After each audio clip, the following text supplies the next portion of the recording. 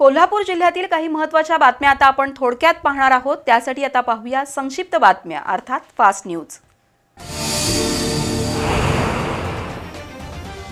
अखिल भारतीय मराठी नाट्य परिषदेच्या कोल्हापूर शाखेची नूतन कार्यकारी मंडळाची पहिली सभा पार पडली। या सभेत पदाधिकाऱ्यांची निवड करण्यात आली। त्यामध्ये अध्यक्ष म्हणून मिलिंद अष्टेकर यांची, तर कार्याध्यक्ष म्हणून आनंद कुलकर्णी यांची, तसंच उपाध्यक्ष जितेंद्र देशपांडे, प्रमुख कार्यवाह गिरीश महाजन, कोषाध्यक्ष राकेश कापशीकर, सहकार्यवाह संजय पाटील कोलोलीकर, सहकार्यवाह म्हणून हेमसुवर्णा मिरजकर यांची निवड झाली आहे। निवडीनंतर कार्यकारिणीला मराठी नाट्य परिषदेचे अध्यक्ष प्रशांत दामले यांनी मार्गदर्शन केलं। या प्रसंगी समीर हंपी आणि कलाकार उपस्थित होते। कोल्हापुरातील यादवनगरचे रहिवासी स्वर्गीय धीरज पाटील यांचं राहतं घर पावसामुळे पडलंय। त्यांना एक मुलगी आणि मुलगा अशी 2 अपत्य आहेत। धीरज यांची पत्नी मनोरुग्ण असून त्यांना शासकीय वसतिगृहात दाखल करण्यात आलंय। त्यामुळे पाटील यांचं घर पुन्हा उभं राहण्यासाठी नागरिकांनी सढळ हाताने मदत करावी असं आवाहन हर्षवर्धन सामाजिक कल्याण संस्थेचे रणजित औंधकर यांनी केलंय।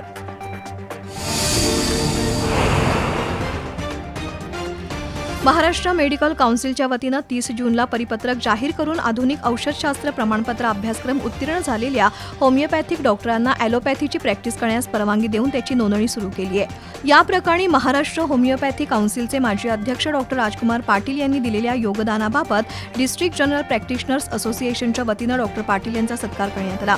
यावेळी नूतन अध्यक्ष डॉक्टर अशोक रणदिवे, माजी अध्यक्ष डॉक्टर सरदार पाटील, सचिव डॉक्टर बद्रुद्दीन मणेर, कार्यकारिणी सदस्य doctor Vilasrao Deshmukh, doctor Sachin Kulkarni, doctor Rajesh Kagale, doctor Mandar Soman, doctor Jyoti Khade, doctor Sunil Desai, doctor Sardar Bhandigare उपस्थित होते।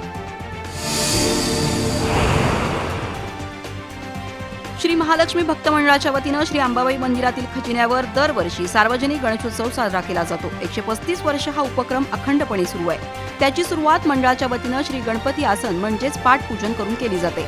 आषाढी एकादशीच्या मुहूर्तावर हे पाठपूजन केलं जातं। आज हा विधी मंडळाचे अध्यक्ष राजू मेवेकरी यांच्या हस्ते करण्यात आला। यानंतर हा पाठ मूर्तिकार महेश वडणगेकर यांच्याकडे सुपूर्द करण्यात आला। यावेळी मंडळाचे संचालक नंदकुमार मराठे, अनिल जाधव, ॲडव्होकेट तन्मय मेवेकरी, प्रशांत तहसीलदार SK कुलकर्णी, मेघन नार्वेकर उपस्थित होते। कोल्हापूर शहरात सध्या डेंग्यू, कावीळ अशा 7 रोगांचा प्रादुर्भाव वाढतोय।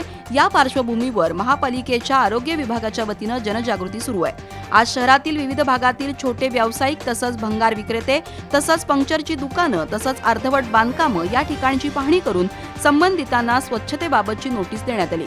आज 3315 घरांची आणि 13600 नागरिकांची तपासणी करण्यात आली। यात 35 घरात डेंग्यूच्या अळ्या आढळल्या तर 16 तापाचे रुग्ण आढळले। महानगरपालिका क्षेत्रातील सर्व कुंभार व्यवसायधारकांनी महानगरपालिकेकडून कामाच्या व्यवसायाचा परवाना घेणं आवश्यक आहे। सर्व कुंभार व्यावसायिकांना परवाना घेणं उच्च न्यायालयानं बंधनकारक केलंय। त्यामुळे ज्या कुंभार व्यवसायधारकांनी महानगरपालिकेचा व्यवसाय परवाना घेतलेला नाही त्यांनी आपला व्यवसाय परवाना तत्काळ परवाना विभागाकडून काढून घ्यावा, अन्यथा संबंधितांवर कारवाई करण्यात येईल असा इशारा महापालिकेच्या परवाना विभागामार्फत देण्यात आला।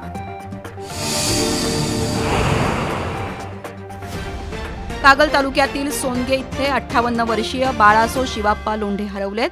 2 जुलै रोजी लोंढे हे पत्नीसह मुरगुड इथं पाहुण्यांकडे गेले होते, मात्र ते घरी परत आलेले नाहीत। अंगानं सडपातळ असून 5 फूट उंच असलेले बाळासो हे रंगानं सावळे, सरळ नाक, काळे पांढरे केस असून पट्ट्याचा पांढरा शर्ट, निळी पॅन्ट, डोक्यावर टोपी आणि गळ्यात केशरी रंगाचा टॉवेल असा त्यांचा पेहराव आहे। अशा वर्णनाची व्यक्ती कुणाला आढळल्यास त्यांनी 85 30 44 19 81 आणि 96 89 86 90 71 या मोबाईल नंबरवर संपर्क साधावा असं आवाहन अमोल लोंढे यांनी केलंय। माजी आमदार मालोजीराजे छत्रपती यांच्या वाढदिवसानिमित्त राजेप्रेमी आणि माजी उपमहापौर अर्जुन माने, संजय मोहिते, माजी नगरसेवक राजाराम गायकवाड, प्रताप घोरपडे, ॲडव्होकेट जानकर, गणेश शिंदे, श्रीधर गाडगीळ, भाऊ घोडके यांनी रमणमाळ परिसरातील मनपा न्यू पॅलेस स्कूलमधील विद्यार्थ्यांना 100 दप्तरं, वह्या आणि पेनचं वाटप केलं। तर शिवाजी तंत्रनिकेतनमध्ये माजी उपमहापौर विक्रम जरग, अर्जुन माने, शिवसेना शिंदे गटाचे हर्षल सुर्वे, जय अकोळकर, प्रताप घोरपडे, वृक्षप्रेमी संस्थेचे अमोल बुड्ढे यांच्यासह मान्यवरांच्या हस्ते वृक्ष वाटप करण्यात आलं। 50हून अधिक कार्यकर्त्यांना देशी रोपं आणि फुलझाडं वाटण्यात आली। दरवर्षीप्रमाणे झवर ग्रुपच्या वतीनं भाविकांसाठी मिरजकर तिकटी इथं वारकऱ्यांना खिचडी, राजीगरा लाडू, तुळशीची रोपं आणि कापडी पिशव्यांचं वाटप करण्यात आलं. हा उपक्रम नीरज झवर, रोहन झवर, जिया झवर, अंकिता झवर यांच्यासह कर्मचाऱ्यांनी या उपक्रमाचं नियोजन केलं.